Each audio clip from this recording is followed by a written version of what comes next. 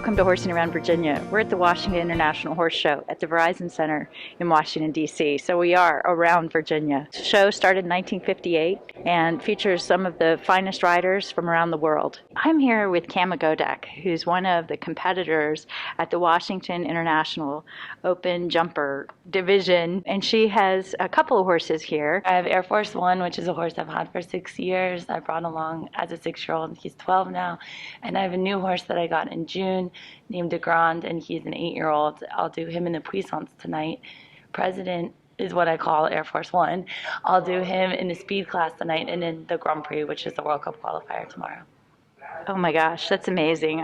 When I came here as a little girl watching the Puissance, I remember watching Rodney Jenkins, fling himself and his horse over.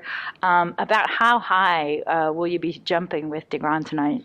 So we have the wall at our farm, and I've practiced up to 1.70 meters, so that's over 6 feet. I did him also in Central Park. Unfortunately, we had an oxer down. He cleared the wall by like 2 feet. So I'm hoping that the wall is not a problem for this horse. He's almost 18 hands. That's how I got the name DeGrand. And he has a great character. He's just a fun horse. Great. And how long have you had him? I bought him in June. He just came over. I bought him to do the equitation, but he's so much scope. I thought, well, it would be fun to do this class, so I started training this summer for it. Oh, that's great. Yeah. Now, Kama, I know you've been at this a long time. We were just talking about it. Tell me about your history with this show and how long, it took you to get here and what it means to be riding at the Washington International Horse Show. I mean, I've ridden all over the world, from shows in Europe to shows in China, but for me, this is my home show, and it's so special because when I was a kid growing up, I didn't have the money to be able to compete here, and I remember coming with my mom and my aunt and watching, the costume class and the Puissance class, and at that time it was a Nations Cup, not a World Cup, and watching the different countries come over and compete from England and Canada and the German teams, and wanting to be in the ring and do that. And I think I was just so laser focused on wanting to do that. I went to Europe for many years and came back in 2012. And the first time I got to compete here, I was 33. So it was really like my whole life wanting to be able to show here and had to make it work. Yeah. You mean you're not 33 now? Well, a couple years. Well, Kama, I met your dad, and I know you're from Clifton, and I'm from that area, and I was a pony clubber. Were you at Dominion Valley? Yeah, I was with Dominion Valley. Officially Fairfax. Pony clubber. Officially, I live in Fairfax Station, but it is more. I'm closer to Clifton, so yes. And I live in Leesburg now. Actually. Okay. Yeah. Well, we asked this question of your former pupil. Yeah. Sandra Zimmerly. How do good riders get good? A lot of mistakes, determination. No matter what happens, you just dust yourself off and keep going, because there's no easy path to the top. Even with money, horses make you humble. I mean, you saw that the other day if you've been watching the classes. The first class here was a 145, just a nice speed class here. And we had 3 of our silver medal team riders in the class, and 2 were eliminated. McLean Ward had 2 stops on Carlos, which was a horse he won the World Cup qualifier here 2 years ago, I believe. And then Ken Farrington, his horse stopped, and he flew off like, an acorn off a tree. So, wow. I mean, they are so humbling. It can happen to anyone. So even when I have a bad day and I think, oh my gosh, this is the end of the world, it's just like, I just keep going, keep training, and hopefully the next time's better. Well, someone we both know has said, to become a good rider, you have to fall off at least 100 times.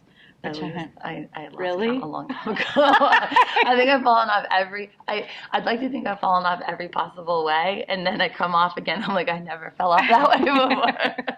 Well, when you're jumping so big, I mean, I'm always just in awe because, you have given me a lesson before. You know how I ride, but I have jumped 4 feet a few times, and I just feel like everything has to be so perfect when you jump big jumps. You can't get a wrong spot. I mean, how do you maintain that level of perfection and finding those good distances? And I don't think it's about searching for a distance. It's about finding the right rhythm within the canter and keeping the horse straight. And you'd be surprised if you really analyze these riders. They're a little deep and a little long to some of the jumps, but as long as the horse is focused on getting to the other side and pulling you into the jump, you'll get to the other side. If you don't have the right pace, then it's hard to get to the other side if you come underpowered to the jump. Wow, Yeah. That was really heavy stuff. Yeah. We did running non-horse. We walked the course a little bit and looked at the course. And would you tell folks what it's like to ride here? It seems like that ring is really narrow, and the footing just seems. I've seen some horses slip, not this year, but in previous years, because the Verizon Center isn't really a horse center. Right. What special challenges face you riding here? One thing is the logistics coming in and out of the city, because a lot of people overpack, and because of this we have to bring our horses to Prince George's Equestrian Center, load the horses up, bring them in kind of in taxis with DJ Johnson. He brings all the horses in as groups so that we don't have a traffic backup in the city. And then, for example, you have to ride in the middle of the night, so it's just draining on yourself. So bringing the horses to the PG, keeping them in the tents. They can't walk around and move as much as they normally would. You're waking up in the middle of the night to ride the horses. The other day I was waking up at 3 o'clock, and then I was riding till midnight. And I mean, the most sleep I could have gotten was 3 hours if I planned it right. And then you're trying to compete on top of that. So this morning I took a nap, and you have to do that. The ring is narrow, but it is very similar to any other indoor in Europe, and I believe all the World Cup qualifiers should be indoors, because World Cup Finals is an indoor competition. Mm-hmm. So for the international riders, they should be comfortable riding in this environment. It's no different than what their competitors at World Cup Finals will have to do. Well, the turns are so tight. So tight. And the warm-up, I don't know if you got a picture of that, but it's not just the dimensions of the warm up, but those pillars. I mean, even with the open riders, and we're all semi-used to this kind of situation, and we all know each other very well because we compete at the same shows week in and week out. I mean, we almost run into each other, and we're just like, we know it's an accident, and we apologize to each other.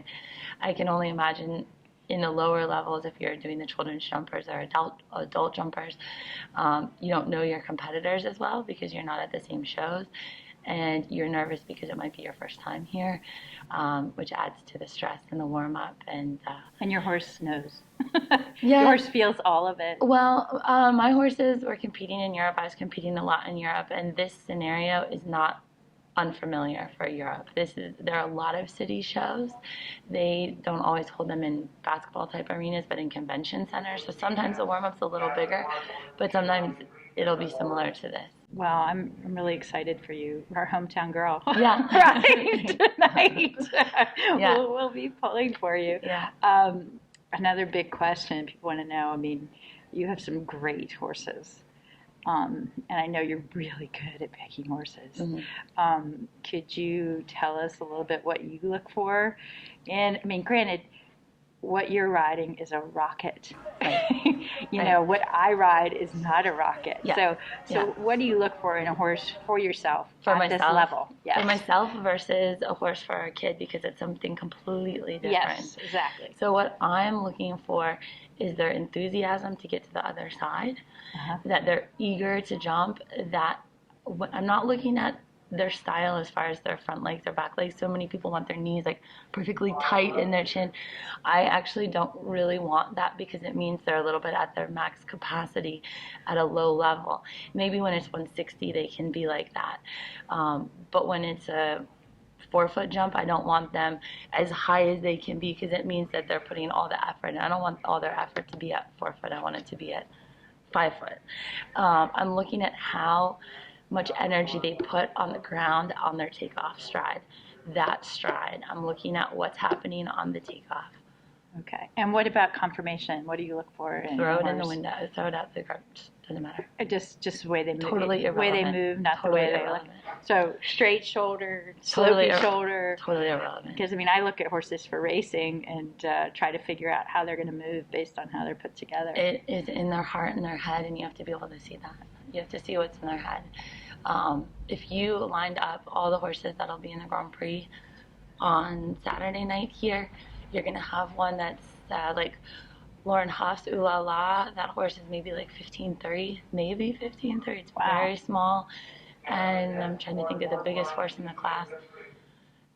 Not here, but like Whiskey Royale that Quinton rides. That horse is probably almost 18 hands. They're all in the same classes.